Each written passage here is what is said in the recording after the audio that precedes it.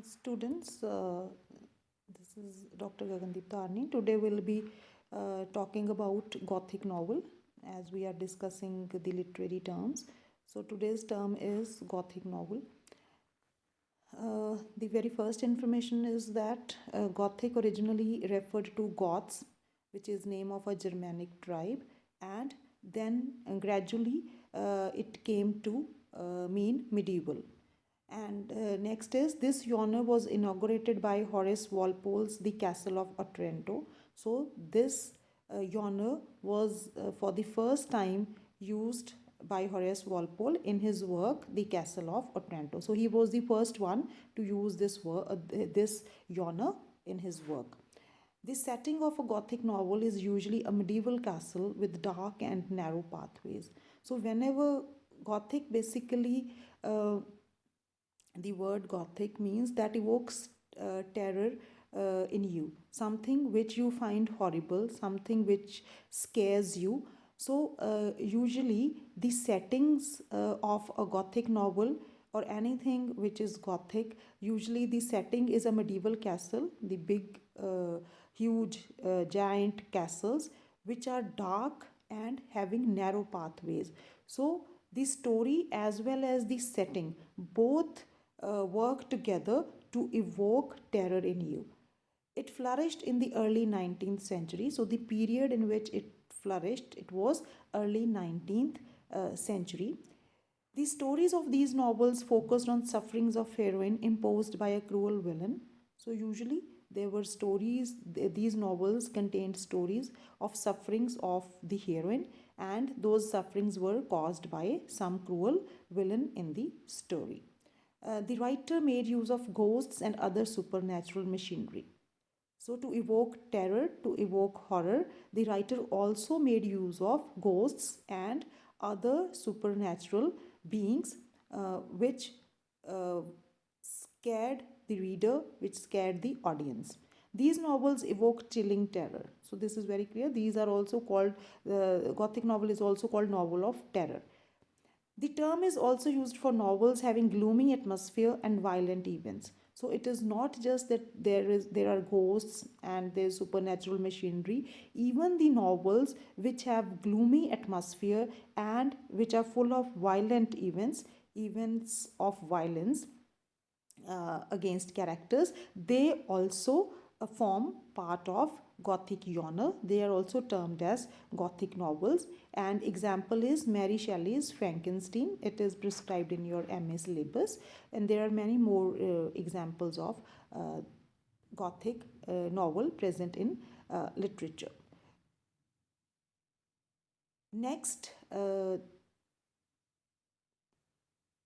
term is stream of consciousness novel.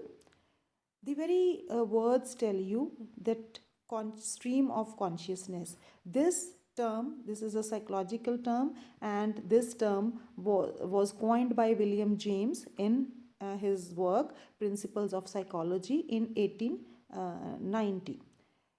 So it was towards the end of 19th century. It describes now what it is all about. It describes the continuous flow of thoughts, perceptions, feelings, and memories in the mind of the character at a specific time. So to understand this, it is a continuous flow of thoughts. So the novel shows continuous flow of thoughts, perceptions, feelings in the mind of the character at a given at a particular time. So, whatever is going on in the mind of the character, it can be a thought, it can be some perception, it can be some feeling, or it can be some memory of some earlier event. So, whatever is going on in the mind of the character, it all forms subject of stream of consciousness novel. Because if you want to try to understand it better, just see that when you are physically present at one place, your consciousness has many other things apart from what is happening in the present. You are thinking about many other things also while you are present at one place, but your consciousness might take you to other places also through your thoughts, perceptions, feelings, and memories. Thoughts, you all know. Perception is when you see a thing, and then you, seeing a thing is a sensory activity. The it is because of your sense organs that you see a thing, you hear a thing, you smell a thing, you taste a thing. Fine, it is a sensory in nature.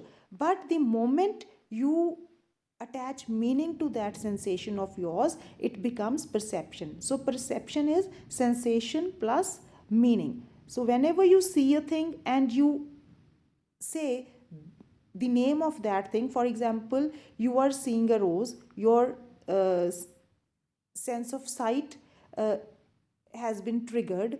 Now the moment you attach meaning that this red thing that I'm seeing is a rose flower, that becomes your perception. In this kind of novel, lengthy passages of narrative bring forward a detailed account of characters' awareness. So there are lengthy passages about the character, about what is going on in the mind of the character, and they tell you about the mind, or whatever is going on in the mind of the character, what is the awareness of that character. This mode of narration reproduces whatever goes on in the mind of the character. There is no intervention of the narrator, rather he gives complete awareness of the character's mental processes. So the narrator does not interfere, the narrator just narrates whatever is going on in the mind of the character, or whatever mental processes the character is going through. He does not interfere in those mental processes. So the character, whatever the character is thinking, whatever the character is feeling, it is very freely narrated by the narrator without any interference. To give an example, we have Henry James's Portrait of a Lady. So this is all about your two literary terms, Gothic novel and stream of consciousness.